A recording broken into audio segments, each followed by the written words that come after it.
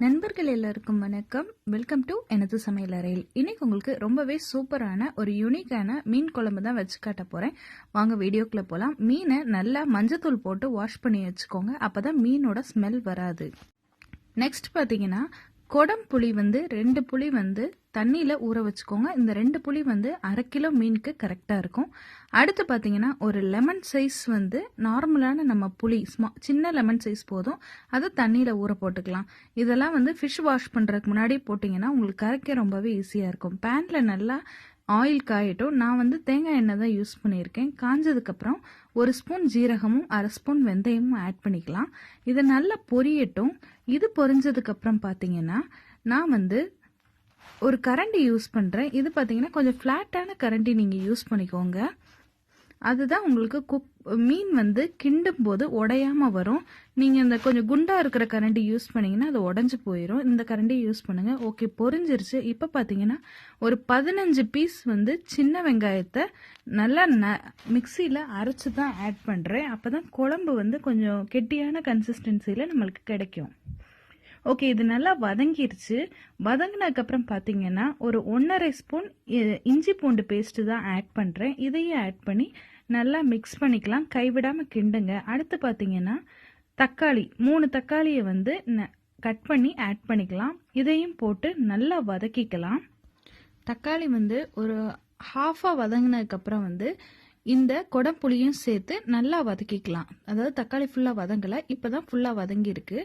இதோட சேர்த்து நல்லா வதக்கி எடுத்துக்கலாம். இப்போ பார்த்தீங்கன்னா தக்காளியோட அந்த பீசஸே தெரியாமல் நல்லா பர்ஃபெக்டாக வதங்கி கிடச்சிருச்சு.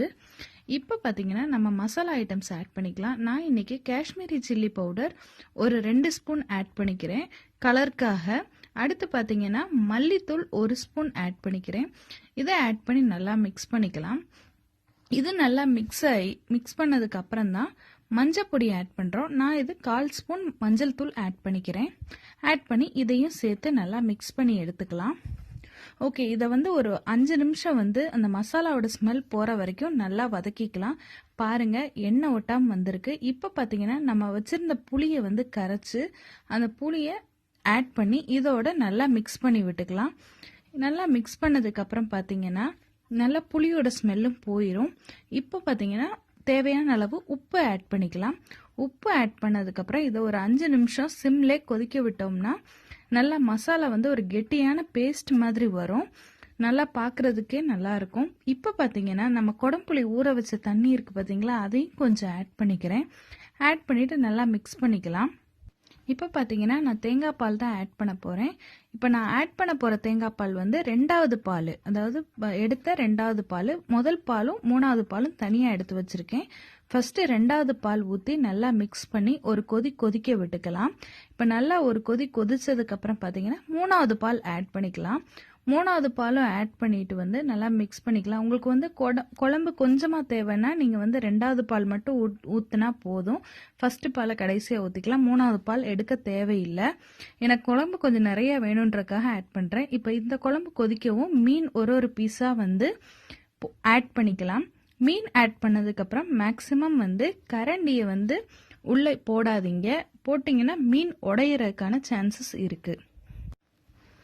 இப்போ பார்த்தீங்கன்னா ஒரு 10 நிமிஷம் நல்லா வேக வச்சுக்கலாம். இது நல்ல ஒரு லிட்டு போட்டு மூடி வச்சு வேக வச்சுக்கலாம்.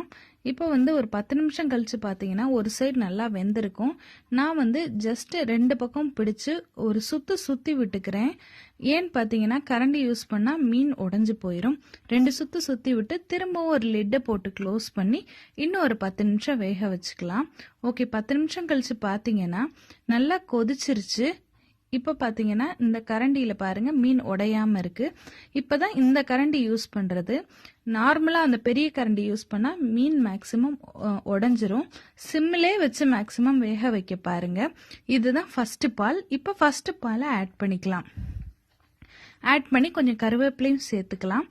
சேர்த்துட்டு இதை கொதிக்கக்கூடாது. லைட்டாக பபிள் வரும் பார்த்தீங்களா, அங்கங்கே அந்த மாதிரி வரும்போது பாருங்கள் அங்கங்கே பபிள் வருது. இந்த ஸ்டேஜில் பார்த்தீங்கன்னா நீங்கள் ஸ்டவ்வை ஆஃப் பண்ணிக்கலாம். பாருங்கள், எண்ணெய் பிரிஞ்சு மேலாப்பில் வந்துடும். இப்போ இதை வேற ஒரு பாத்திரத்துக்கு டிரான்ஸ்ஃபர் பண்ணிடலாம். அவ்வளோதான் மீன் குழம்பு. ரொம்ப ஈஸியாக வச்சிடலாம். சிலவங்களுக்கு டேஸ்ட் இல்லை, அப்படி இல்லை புளி சேர்க்கலாமா தக்காளி சேர்க்கலாமான்லாம் யோசிப்பாங்க. இது ரொம்பவே நல்லா இருக்கும். தேங்க்ஸ் ஃபார் வாட்சிங்.